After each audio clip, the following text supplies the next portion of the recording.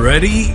Get set to be inspired, provoked, encouraged, and transformed on Lead Today with Bishop Dr. Samuel N. Mensa. Lead Today. Beat the standard.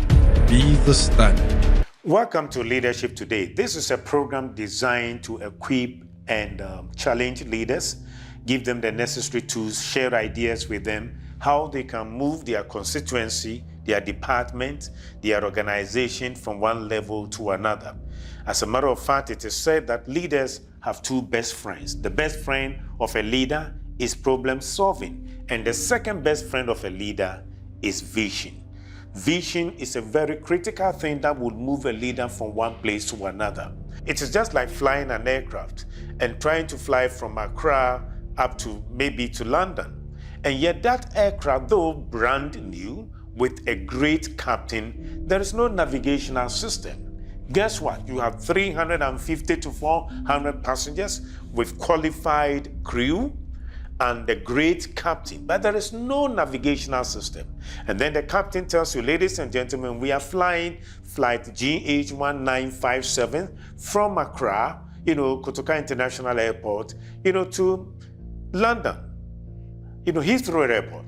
And we will be flying through Accra to Liberia, from Liberia, Mali, Algeria, across the Mediterranean Sea, and finally, we will land at Heathrow Airport. However, he's an experienced pilot, but has no navigational system. If you're a member of the crew or you're a member of the passenger, as a passenger, are you going to entrust your life to such a captain? Are you going to entrust your life believing that because the captain is experienced, he will be able to fly you, to your final destination without a navigational system? I don't think so. Unfortunately, too many people have entrusted their lives to political leaders, religious leaders, organizational leaders, academic leaders, all kinds of leaders, without those leaders taking them to anywhere, without the leaders having the needed vision that will lead them to their desired destination. The starting point for a leader is vision. And it is because of this series, I'm going to share with you principles that I have developed in my book, which is described as the vision, the fuel that drives leaders. And throughout this series, we will share with you the principles that directs leaders when it comes to vision development.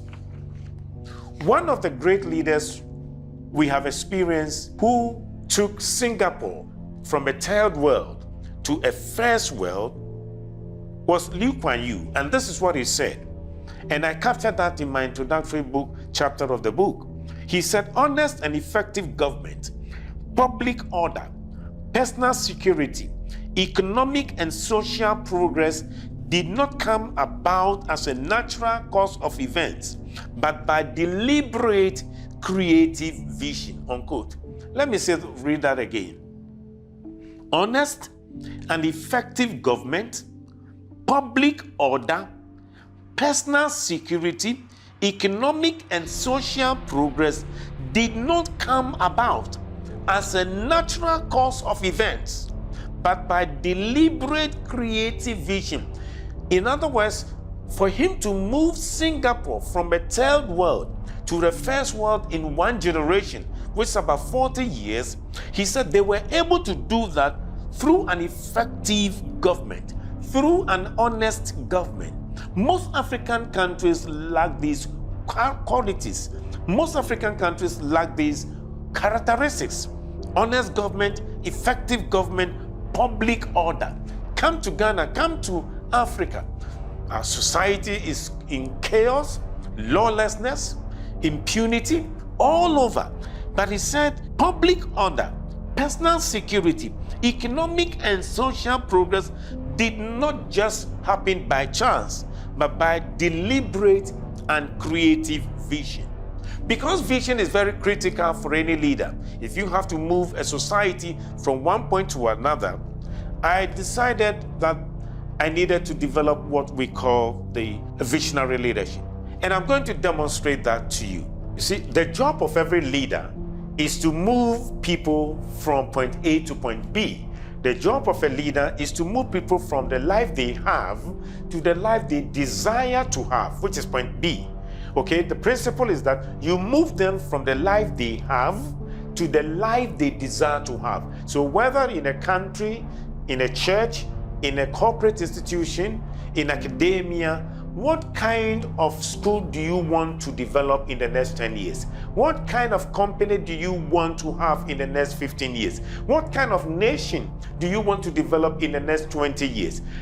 The job of the leader is to move them from point A to point B.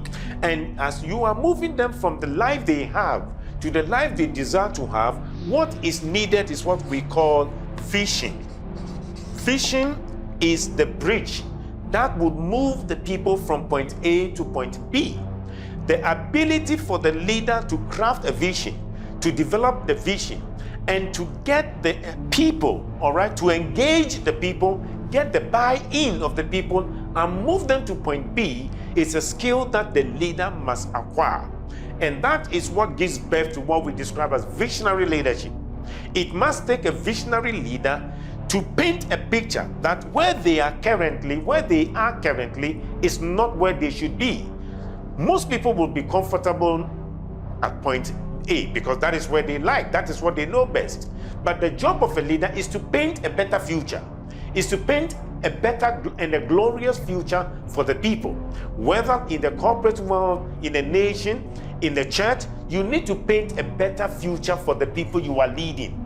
And once you paint the better picture, it is your responsibility to move them to get their buy-in, engage them, get their buy-in, and move them from point A to point B. The ability to move them from where they are to where they are supposed to be is a vision we are talking about.